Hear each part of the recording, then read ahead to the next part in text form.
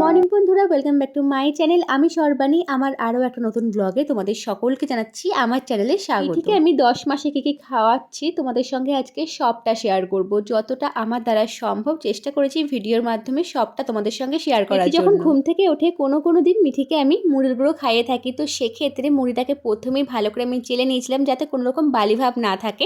তারপরে মিক্সার গ্রাইন্ডারে মুড়িটাকে ভালো করে আমি গুঁড়ো করে নেওয়ার পরে একটা কৌটো করে আমি স্টোর করে রেখে দিয়েছিলাম। আমি আগের দিন রাত্রেবেলায় বা এমনি সময়ও কিন্তু মিশ্রির জলটা আমি আগে থেকেই করে রাখি। তো কোনো খাবারে যদি অ্যাড করতে হয় সেজন্য কিন্তু মিশ্রিটাকে আমি আগে থেকেই ভিজিয়ে রাখি।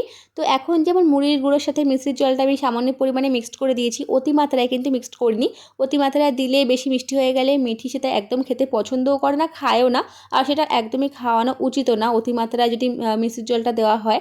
তো সামান্য পরিমাণে যেটুকু দরকার সেটুকুই কিন্তু মিক্সড করে দিয়েছি। তারপরে কিন্তু এমনি প্লেন ওয়াটার দিয়ে ভালো করে মিক্সড করে দেওয়ার পরে মুড়ির গুঁড়োটা মিঠিকে আমি খাইয়ে দিয়েছি। কোনো দিন মিঠিকে আমি এরকম যেমন মিশ্রির গুঁড়োর সাথে মুড়ির গুঁড়োটা মিক্সড করে খাওয়াই, কোনো দিন আবার যেমন দুধ মুড়ি খাইয়ে থাকি। তো সেক্ষেত্রে ফর্মুলা মিল্ক নিয়ে নিই, তারপরে কিন্তু প্লেন ওয়াটার দিয়ে মুড়ির গুঁড়োর সাথে ভালো করে মিক্সড করে মিঠিকে আমি খাইয়ে থাকি। আবার কোনো দিন ফর্মুলা মিল্ক আর মুড়ির গুঁড়ো আর প্লেন ওয়াটারের সঙ্গে সামান্য পরিমাণে যদি দরকার পড়ে সেক্ষেত্রে কিন্তু মিশ্রির জলটা আমি ভালো করে মিক্সড করে তারপরে কিন্তু মিঠিকে আমি খাইয়ে থাকি। কদিন আগে আমি যেমন মিঠিকে আপেল সেদ্ধটা 9:30 10টার মধ্যেই খাইয়ে দিতাম, কিন্তু সেটার একদমই এখন আর খাওয়াচ্ছি না, কারণ প্রচণ্ড গরম পড়ছে। তার জন্য কিন্তু আপেল সেদ্ধটা এখন আমি আর সকালে খাওয়াচ্ছি না। আর এমনিতেও কিন্তু খালি পেটে কোনো ফলই বাচ্চাদের খাওয়ানো উচিত নয়, তো সেক্ষেত্রে কিন্তু আপেল সেদ্ধটা এখন আমি খাওয়াচ্ছি না। আর এমনিতেও খালি পেটে কখনোই আমি খাওয়াতাম না। খাওয়ানোর আগে অবশ্যই কিন্তু ফর্মুলা মিল্কটা কোনো সময় খাইয়ে দিতাম, বা হালকা ফুলকা কিছু টিফিন খাওয়ানোর পরে তবেই কিন্তু আমি আপেল সেদ্ধটা মিঠিকে খাওয়াতাম। কিন্তু এখন আর সেটা আমি একদমই খাওয়াচ্ছি না, বিকেলবেলা দিকটা দিয়ে দিচ্ছি বেশিরভাগটাই।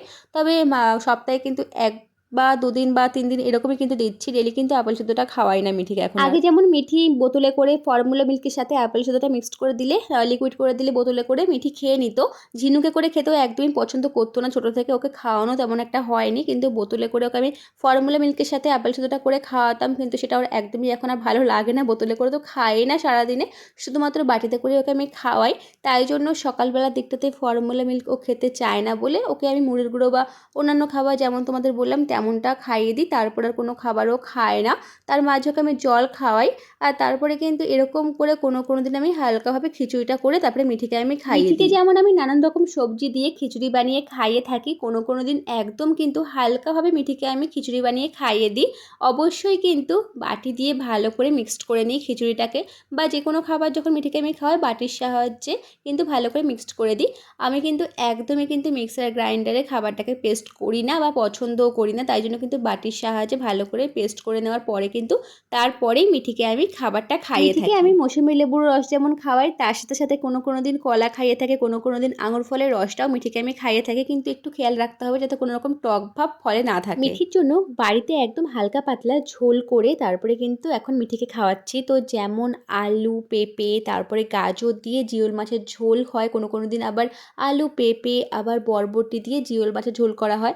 আবার কোনো দিন আবার অন্যান্য সবজি দিয়ে একদম হালকা করে জিওল মাছের ঝোল করে কিন্তু মিঠিকে খাওয়ানো হয়। তো সেক্ষেত্রে আলু, পেঁপে, নানা রকম সবজিগুলো দিয়ে তারপরে কিন্তু ভাতটাকে ভালো করে মিক্সড করতে হবে বাটির সাহায্যে। তারপরে কিন্তু মাছ দিয়ে মিঠিকে আমি খাইয়ে থাকি।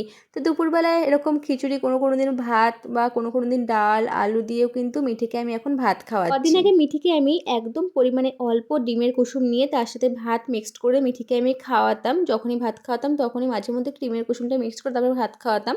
তো এখন এত পরিমাণে গরম পড়ছে যার জন্য কিন্তু ডিমের কুসুমটা মিঠিকে আমি খাওয়াচ্ছি না। তো তোমরা চাইলে ডিমের কুসুমটা খাওয়াতে পারো, তবে ওয়েদারটা বুঝে তারপরে কিন্তু বাচ্চাদেরকে খাইও। আর একদমই কিন্তু খাবার নিয়ে এখন আমি জোর করছি না ওকে, কারণ এতটা গরম পড়ছে যার জন্য কিন্তু একদমই জোর করা আমার মনে হয় উচিত নয়, তাতে বাচ্চাদেরও শরীরটা খারাপ করতে পারে।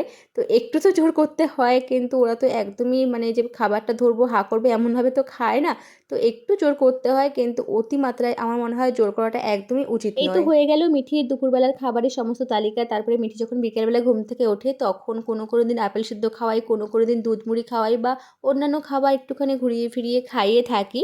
তো তারপরে রাত্রেবেলার দিকটাতে হালকা পাতলা একটু খিচুড়ি কোনো সময় খাইয়ে থাকি, কোনো দিন আমি একটু পাতলা একটু ডালের জল দিয়ে ভাতটাও খাইয়ে থাকি। কোনো দিন সারাদিন এরকম খাবার খাওয়ানোর পরে মিঠিকে আমি রাত্রেবেলার দিকটাতে স্যালাডটা গুলে খাইয়ে দিই।